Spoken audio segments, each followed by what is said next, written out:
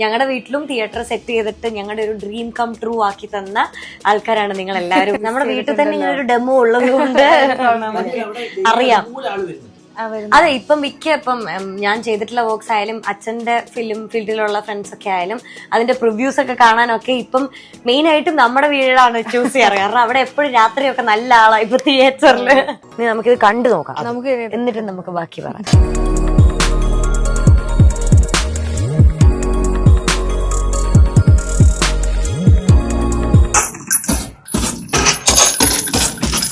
Stay calm. This is not where it ends. So you guys can kind of confirm where the sound is placed. Live in the dead. അടിപൊളിയായിട്ടുണ്ട് കേട്ടോ. ഇതിനകത്ത് കയറിയപ്പോൾ ഉള്ള ആംബിയൻസും പിന്നെ നമുക്ക് already ഒരു പ്രതീക്ഷ ഉണ്ടായിരുന്നു, ഒട്ടും കുറവ് വരുത്തത്തില്ല.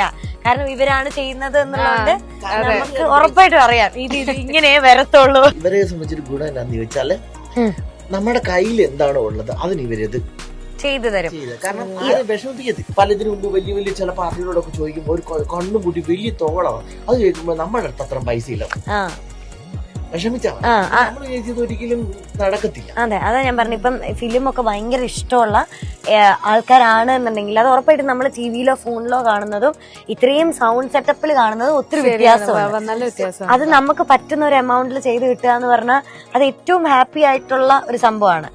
എന്താ എക്സ്പീരിയൻസ് ഒക്കെ ഷെയർ ചെയ്തു, ഭയങ്കര അടിപൊളിയായിട്ടുണ്ടായിരുന്നു.